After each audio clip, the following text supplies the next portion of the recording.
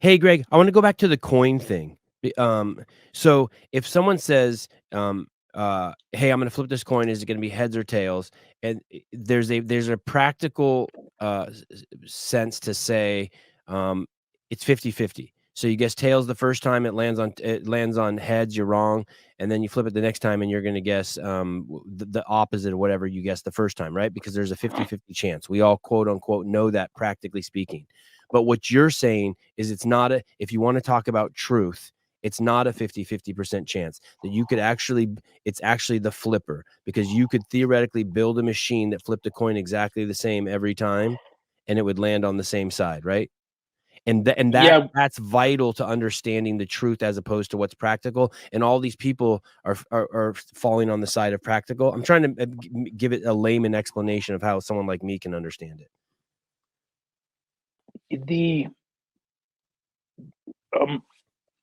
If you want to understand odds, it's just not true that it's 50-50. Probability. The most useful probability is epistemic. It's a rational metric of what we know. And Briggs did that cool thing where he wrote down the number. He said it was between 1 and 5 or 0 and 5, Mm-hmm. and then asked people to take a guess as to what it was, and asked them also to state why they made their guess. Mm-hmm.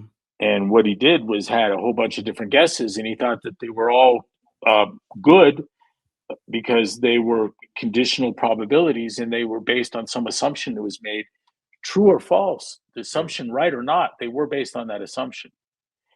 And what we know is that the 1 in 6 of a die isn't a random event. There's something about the toss, air temperature, the surface it hits, the way it hit. If all of that physics were controlled or understood, it wouldn't be unknown. Mm-hmm. And so the 1 in 6 isn't a quality of the die. It's a measure of our uncertainty. It's what we don't know. Mm-hmm. And that would change with enough exposure too. But when we talk about, you see this all the time in probability theory, they start with you're given a fair die. And what that means is that the long range limiting frequency is going to be 1 on 6 per side. Each side is equal. And what you're doing is removing all of the physics from the problem. You're turning it into purely a math thing and not a physics thing. But in the real world, things work very different from that. Mm-hmm. And along those lines, I know Janes and Briggs both know people that have made coin flipping apparatus that, they can get 60, 70, 80% heads or tails, depending on the setup of the machine. Wow. That's interesting. I don't know if this is under the same thread, but it popped into my mind when casinos put up next to the roulette tables what the previous ones were. The increase in people gambling at the roulette table went up tenfold because they could see, the last 3 times it was black, so it's got to be red this time. The odds are in my favor. Check this out. To metric any proxy around gambling, so like the density of the felt, the air temperature, air density, any of that is a felony in Vegas. Because it's all going to change the physics, which will change the probability and outcome, and it might swing out of their favor. It'll take it from the unknown into the known, and someone's going to get rich.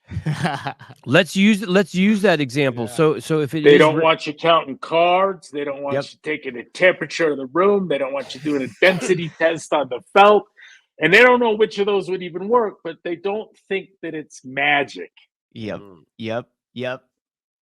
That's incredible. Yeah, same with the weight of the dice. And in fact, if you're at a craps table, different than the roulette, if you start rolling the dice and stacking them in a certain way, and they see that you have a stroke and it's rolling in the same way, the pit boss will literally come over to you and say, hey, I want to see some more action on the dice. Give it a real roll like this and then toss it, because they realize you're having some element of potential control, because if you could just map the way that you're throwing it, have some consistency there, again, the odds will swing into your favor. So they'll force you to change it. My dad and a friend used to go to Harrah's and Tahoe because they weren't as savvy there as they were in Vegas, and neither he nor his friend were known to the casino operators in Harrah's. Yeah. They would go in and take $10,000 and get a handful of chips, which makes them big spenders, and now everything's free. Yep. And they would count cards until they could leave with more chips than they came in with, and they wouldn't cash them in until the next trip. And they were able to do this for several years before it fell apart. Yeah. And what are these guys doing? They're bringing some extraordinarily rudimentary knowledge into the system. Mm-hmm. Mm-hmm. Increasing But their it's ability useful. to predict it. Yeah. But Which it's is why they useful, don't yeah. do single deck blackjack anymore. That's right. Oh, to complicate the card counting? It's like 3 decks and it's in a shoe. Mm-hmm. My dad would sit down at a table and they'd introduce another deck. Each hand they'd throw another deck in until he'd go to a different table. What does that mean? It's in a shoe, Souza. What's that mean? So it's like a big like stack where all the cards sit and they just pull them out of there. So it's not a 52 card deck anymore. You got like 100 and 156 cards. Yeah, there you go. Wow. So they load it with multiple decks in there. And Look, then that one's called 8-deck security.